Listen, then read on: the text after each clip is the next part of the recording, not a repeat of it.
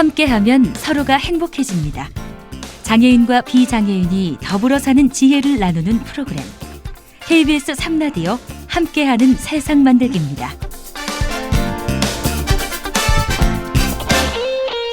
화제집중 이 사람 시간입니다. 오늘도 정수진 리포터와 함께하죠. 어서 오십시오. 네, 안녕하세요. 지금 청계천 박물관에서는 장애인 가족과 장애인 복지관 직원들이 만든 장애 이해 그림책 전시회가 열리고 있는데요. 네, 오늘은 이 그림책 작가들을 소개해 드리려고 합니다. 네. 지난해 성동 장애인 복지관에서는 장애 자녀의 부모님들과 장애인 사회복지사들 8명이 함께 장애에 대한 잘못된 이해와 편견 또 이 차별의 시선을 바꾸기 위해서 8권의 그림책을 만들었습니다. 이거는 김중석 그림 작가와 수업을 한 결과물이라고도 볼 수가 있는데요. 네. 참여한 분들이 직접 글을 쓰고 그림을 그린 분들이라 어떤 마음으로 어떤 책을 만들었는지 함께 해보려고 합니다. 네, 먼저 어떤 작가부터 만나볼까요? 네, 지적장애인 소형민 씨의 어머니인 박서연 작가입니다. 즉 장애 자녀를 둔 부모이면서 이번에 혼자가 아니야라는 그림책을 만들었는데요. 이 책의 주인공이 쥐돌이에요. 예, 자녀가 쥐띠라서 쥐돌이로 정했고요. 이야기에는 나무늘보, 고양이 등 다양한 동물들이 등장을 하는데 과연 어떤 내용인지 직접 들어보시죠.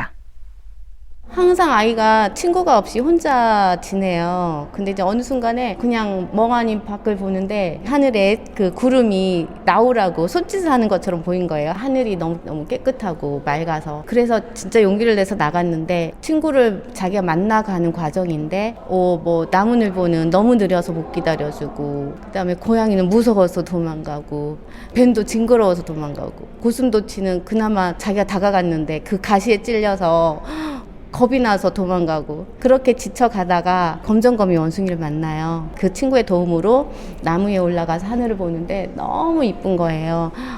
그래 내가 그래도 너무 힘들게 밖에 나왔는데 그래도 이렇게 이쁜 하늘도 보고 또 검정거미 원숭이 친구도 만나고 너무 좋다.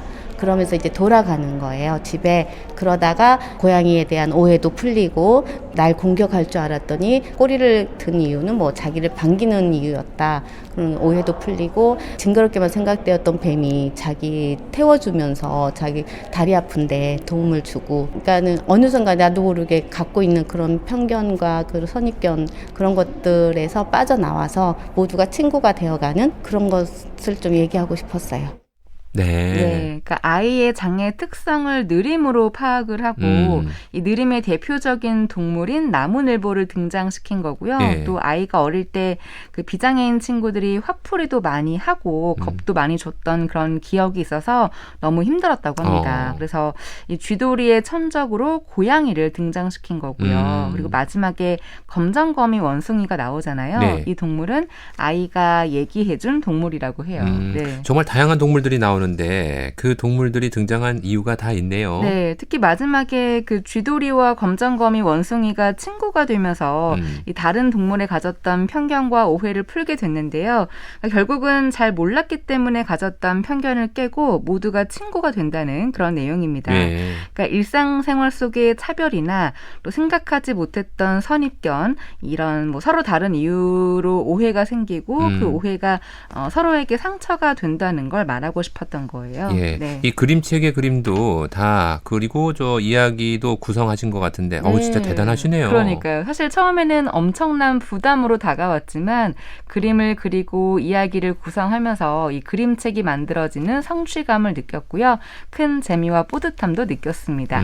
그런데 이렇게 그림책을 쓰고 이야기를 구성하는 데 도움을 준 분이 바로 아들이잖아요. 네. 이 아들이 지금 동료 지원가로 열심히 활동을 하고 있는데 그 모습을 보면서 어머니 박서연 씨는 본인을 돌아보게 됐다고 합니다. 이 말이 무슨 뜻인지 직접 들어보시죠. 네. 나는 그냥 그대로인데 아이는 너무 잘 컸고 자기 삶을 이제 준비해가고 너무 열심히 살아가는 모습을 보면서 아, 나도 뭔가 해야 되겠구나. 그래서 그때부터 저도 이제 사회복지사 공부도 하고 시험도 보고 그리고 장애인식 개선 강사 쪽으로도 좀 생각도 하고 그렇게 된 거예요. 그래서 이런 이 그림책 그리기도 그래서 도전하게 된 거예요. 그러니까 그전엔 제가 아이를 가르치고 아이를 이끈다고 생각을 했는데 전혀 그게 아니에요. 지금은 아이 덕분에 제가 정말 행복한 시간들을 많이 보내고 있어요. 그렇군요. 네. 그러니까 그전에는 본인이 엄마로서 아이를 이끈다고 생각했지만 네. 지금은 오히려 아이가 엄마의 생각을 변화시키고 좋은 쪽으로 이끌고 있는데요. 그 결과 지금 박서연 씨가 지역 내 어린이집에서 장애 이해 교육에도 참여하고 있습니다. 이렇게 자녀가 점점 성장하고 그 덕에 본인의 생각이 변하는 걸 느끼면서 행복한 시간 보내고 있고요. 지금은 아들이 듬직하다고 해요. 네. 자, 그럼 이번에는 그림책 작가로 변신한 복지사 만나볼까요? 네, 성동 장애인 복지관 가족문화지원팀의 김혜진 복지사인데요. 사실 일하기도 바쁠 텐데 바쁘죠. 네, 예. 창작의 고통을 느끼면서 책을 만들었거든요. 그런데 자발적으로 이렇게 참여한 이유가 있었습니다. 영유아를 대상으로 지역사회 어린이집에 안전 및 장애 이해 교육을 가는 그런 프로그램의 담당자였기 때문에 그 현장에서 많은 걸 보고 느꼈고 그 시간이 이번 그림책까지 이어졌습니다. 교육을 진행해 주시는 분들을 저희 서포터즈라고 해서요. 장애 자녀를 키우시는 부모님들로 구성된 그룹을 구성을 해요. 그래서 그 장애 자녀를 키우시는 서포터즈 선생님들께서 직접 그 현장에 나가셔서 장애 이해 교육을 진행해 주는 프로그램이거든요. 그걸 하면서 느낀 점이 이 서포터즈 선생님들도 장애 자녀를 키우시는 분들이니까 이분들의 이야기를 이 영유아 이제 어린이집 친구들한테 들려주면 좀 더 진솔하게 다가올 수 있지 않을까라는 이제 생각하에 출발이 되었고요.